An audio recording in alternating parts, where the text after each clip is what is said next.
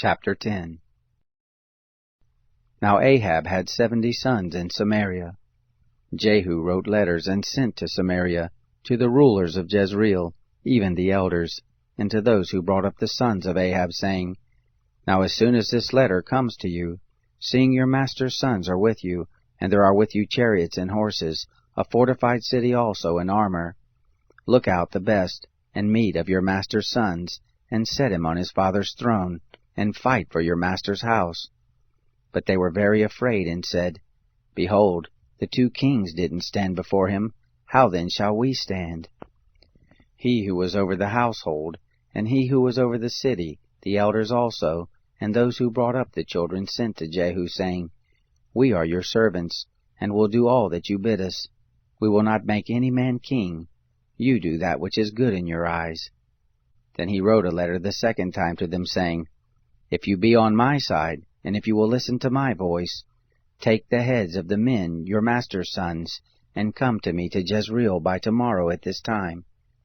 Now the king's sons, being 70 persons, were with the great men of the city who brought them up. It happened, when the letter came to them, that they took the king's sons and killed them, even 70 persons, and put their heads in baskets, and sent them to him in Jezreel. A messenger came and told him, saying, They have brought the heads of the king's sons. He said, Lay them in 2 heaps at the entrance of the gate until the morning. It happened in the morning that he went out and stood and said to all the people, You are righteous. Behold, I conspired against my master and killed him. But who struck all these? Know now that there shall fall to the earth nothing of the word of the Lord, which the Lord spoke concerning the house of Ahab, for the Lord has done that which he spoke by his servant Elijah. So Jehu struck all that remained of the house of Ahab in Jezreel, and all his great men, and his familiar friends, and his priests, until he left him none remaining. He arose and departed, and went to Samaria. As he was at the shearing house of the shepherds in the way, Jehu met with the brothers of Ahaziah king of Judah, and said, Who are you? They answered, We are the brothers of Ahaziah, and we go down to greet the children of the king and the children of the queen. Jehu said, Take them alive. They took them alive and killed them at the pit of the shearing house, 42 men. Neither did he leave any of them alive. When he had left there, he came upon Jehonadab, the son of Rechab, coming to meet him, and he greeted him and said to him, Is your heart right, as my heart is with your heart? Jehonadab answered, It is.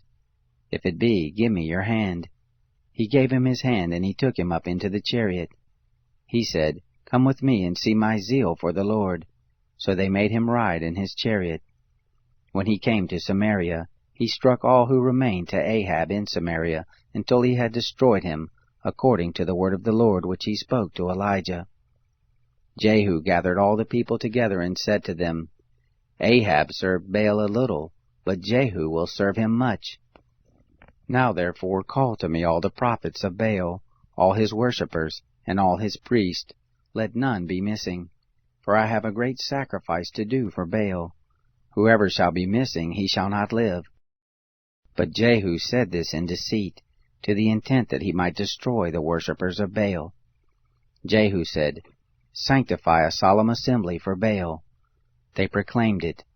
Jehu sent throughout all Israel, and all the worshippers of Baal came, so that there was not a man left that didn't come. They came into the house of Baal, and the house of Baal was filled from one end to another. He said to him who was over the vestry, Bring forth the garments for all the worshippers of Baal. He brought them the garments. Jehu went, and Jehonadab the son of Rechab, into the house of Baal, and he said to the worshippers of Baal, Search, and look that there be none with you of the servants of the Lord, but the worshippers of Baal only. They went in to offer sacrifices and burnt offerings. Now Jehu had appointed 80 men outside, and said, If any of the men whom I bring into your hands escape, he who lets him go, his life shall be for the life of him that has escaped. It happened, as soon as he had made an end of offering the burnt offering, that Jehu said to the guard and to the captains, Go in and kill them, let none come out. They struck them with the edge of the sword, and the guard and the captains cast them out, and went to the city of the house of Baal. They brought forth the pillars that were in the house of Baal, and burned them. They broke down the pillar of Baal, and broke down the house of Baal, and made it a latrine to this day. Thus Jehu destroyed Baal out of Israel. However, from the sins of Jeroboam the son of Nebat, with which he made Israel to sin, Jehu didn't depart after them, even the golden calves that were in Bethel, and that were in Dan. The Lord said to Jehu, Because you have done well in executing that which is right in my eyes, and have done to the house of Ahab according to all that was in my heart, your sons of the fourth generation shall sit on the throne of Israel. But Jehu took no heed to walk in the law of the Lord, the God of Israel, with all his heart. He didn't depart from the sins of Jeroboam, with which he made Israel to sin. In those days the Lord began to cut off from Israel, and Hazael struck them in all the borders of Israel, from the Jordan eastward, all the land of Gilead, the Gadites and the Reubenites and the Manassites, from Aroer, which is by the valley of Arnon, even Gilead and Bashan. Now the rest of the acts of Jehu, and all that he did, and all his might, aren't they written in the book of the Chronicles of the kings of Israel? Jehu slept with his fathers, and they buried him in Samaria. Jehoahaz, his son, reigned in his place. The time that Jehu reigned over Israel in Samaria was 28 years.